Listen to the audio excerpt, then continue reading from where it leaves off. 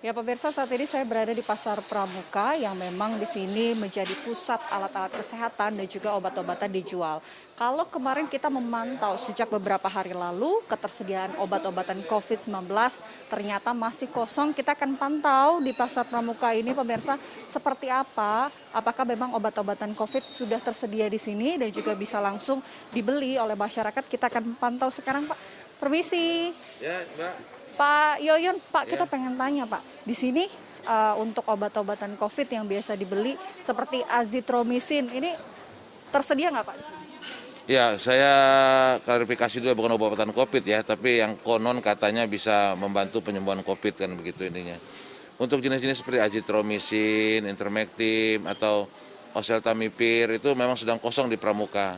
Cuman yang lainnya seperti kayak paracetamol, baik yang 500 mili maupun yang forte 650 dan dexamethasone 0,5 masih tersedia di Pasar Pramuka ini. Kalau boleh tahu Pak yang tersedia nih apa aja boleh ditunjukin nggak Pak? Boleh. Nah ini dia pemirsa ternyata hanya ini yang tersedia di Pasar Pramuka, tidak hanya di toko ini aja ya Pak, Iya, tapi di semuanya berarti obat-obatan untuk terapi COVID, penanganan COVID ini ternyata kosong, hanya ini saja yang ya tersedia. tinggal untuk turun panasnya sama untuk obat radangnya. Obat radangnya. Ya Nah gitu. ini dijual berapa Pak? Kalau ini kita jual cuma 12.000 satu botolnya. Dan ini harga yang fortenya pun kita jual cuma 30.000 per box isi 100 butir. Sementara yang 500 mili kita jual cuma 20.000. Nah, jadi jauh di bawah harga eceran tertinggi yang ditetapkan oleh pemerintah. Pak, selain itu ivermectin artinya masih kosong ya Pak sampai saat ini ya. Sebelumnya dijual berapa sih Pak? Ya, memang sampai sekarang masih kosong. Cuman sebelumnya memang karena permintaan meningkat, kemudian pasokan barang kemari memang tersendat, maka terjadilah peningkatan harga yang di luar batas itu gitu loh. Nah, berpulang kami dari Himpunan Pedagang Farmasi Pasar Pramuka bekerja sama dengan Polda Metro Jaya untuk menindak pedagang-pedagang yang nakal. Nah, berkebetulan kemarin sekitar hari Minggu itu kedapatan satu pedagang nakal di Pasar Pramuka ini.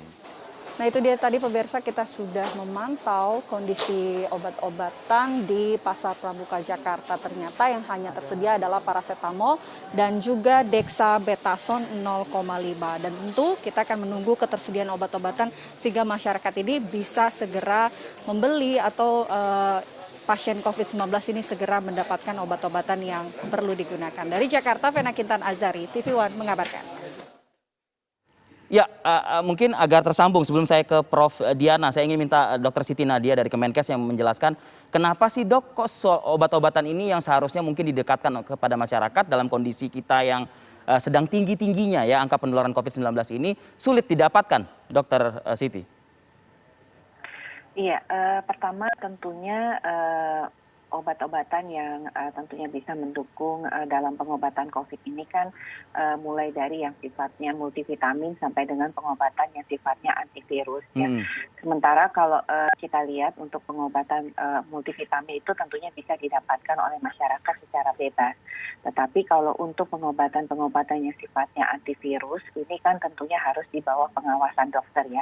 Saya rasa kalau kita melihat di pasar pelayanan ataupun apotek-apotek yang resmi, obat-obat ini memang masih tersedia, tapi tentunya harus di bawah resep dokter ya. Jadi memang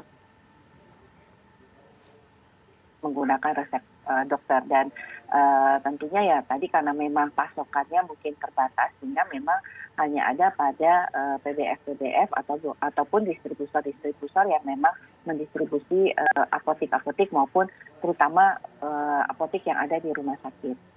Oke, saya ke Prof. Diana. Mungkin menyambung dari penjelasan yang disampaikan oleh Dr. Siti Nadia, Prof. Diana. Saya iseng aja sih pagi ini membuka salah satu e-commerce ya. Dan saya mengetik di situ obat yang sebagaimana tadi reporter kami juga di lapangan mencarinya gitu ya. Ini keluar dengan harga Rp250.000, Prof. Diana. Pas saya cek itu Rp250.000 itu harga apa? Harga satu strip. Mungkin ada komentar dari Anda. Obat apa? Azitromisin di sini. Oh, azitromisin. Iya. Apa penjelasan Anda mungkin, Prof. Diana? Ya, itu obat generik ya, yang generik atau paten. Di sini sih Yang gambarnya tertulis azitromisin 500 mg. Oh ya, berarti generik ya. Iya. Berarti itu memang di atas harga ini ya, HET-nya ya. Iya, satu strip loh itu, Prof. Iya, iya. Nah, bisa jadi kan memang ada beberapa kemungkinan ya, Pak ya. Tetapi tadi sudah dibahas tadi bagus sekali oleh Dokter Nadia dan satu lagi Pak Tulus ya, bahwa memang kemungkinan tadi sudah dikatakan dari kepolisian juga mengatakan ada mafia, tetapi ada hal lain juga karena ini kan memang supply and demand gitu ya. Ya. Demandnya kan lagi luar biasa. Betul. Dan seperti kita ketahui memang bahan baku obat itu kan hampir sebagian besar diimpor dari luar negeri. Ini lainnya ya, selain tadi mafia penimbunan, ada hal lain mungkin memang bahan baku yang dari luar negeri itu kemungkinan karena ini banyak sekali diproduksi, bisa jadi ada bahan baku yang belum tersampaikan ke Indonesia yang diimpor. Itu mungkin ininya pikiran positif kita ya. Yeah. Karena supply dan demand seperti dulu juga waktu sarung tangan, hand sanitizer dan masker hilang, tetapi kemudian pemerintah memberlakukan pembelian dengan jumlah terbatas. Nah, itu kan bisa terselesaikan dan kemudian produksi-produksi dilakukan itu juga terselesaikan. Nah, ini harga eceran tertinggi itu ya mungkin tadi memang ada yang menimbun itu ya Pak ya. Kemudian ya itu harga obatnya menjadi tinggi karena mungkin di pasaran sedikit, harusnya itu tidak boleh terjadi. Okay. Jadi memang masyarakat juga harus diberikan pencerahan edukasi bahwa kan azitromisin itu kan antibiotika. Betul. Tadi Dokter Nadia juga sudah mengatakan bahwa obat-obat itu harus melalui resep dokter. Nah ini mungkin mungkin yang isoman kan ingin juga mendapatkan obat beli sendiri mungkin dari e-commerce dan lain-lain.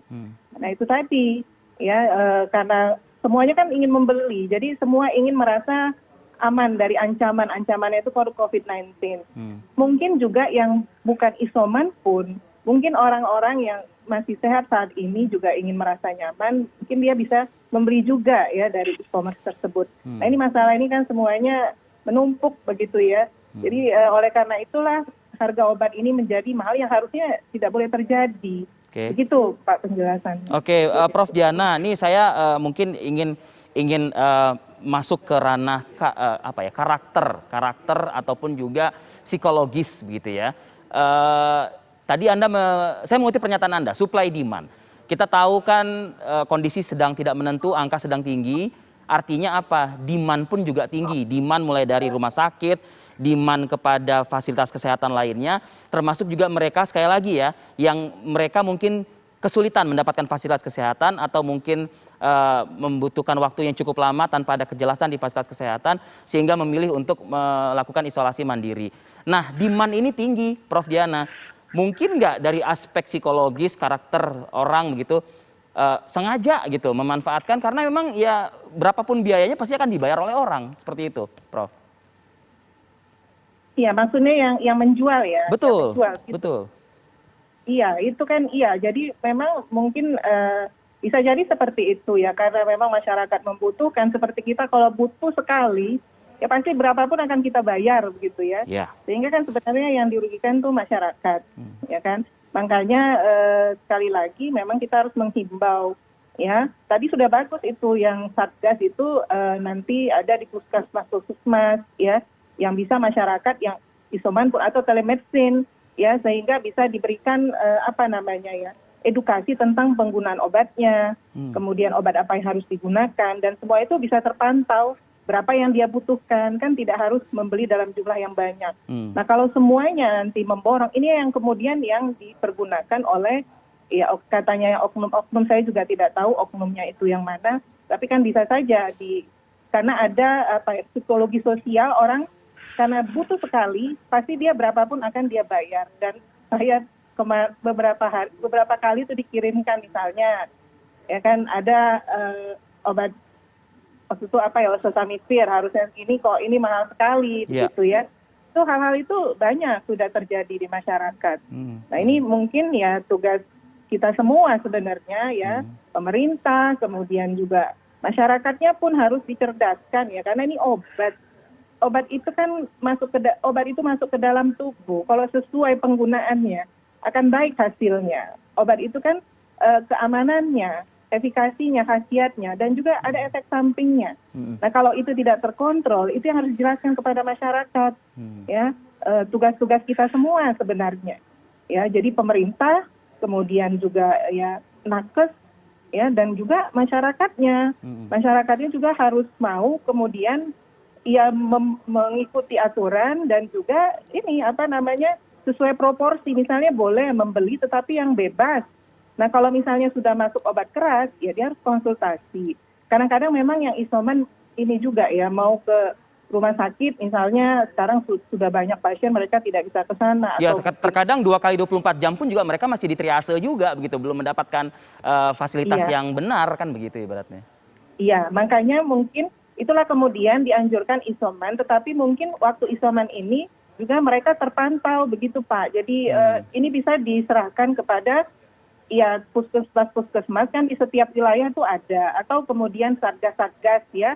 Kalau saya tahu di kan kelurahan ada satgas. Nah itu di apa namanya ya, ditingkatkan, dioptimalkan begitu ya, sehingga semua bisa terpantau kan, bisa mengurangi penularannya kan. Bukan hanya obat, prokesnya juga harus diberitahu. Jadi ada juga Pak yang prokes itu ada yang masih tidak mengikuti aturan. Misalnya juga vaksinasi, ada yang tidak mau vaksinasi itu masih ada. Itu kan sebenarnya adalah langkah-langkah yang paling bagus ya untuk mengurangi penyebaran. Kalau pengobatan itu kan dia sudah tertular. Seperti itu. Jadi ini memang luar biasa adalah kerja keras kita semua.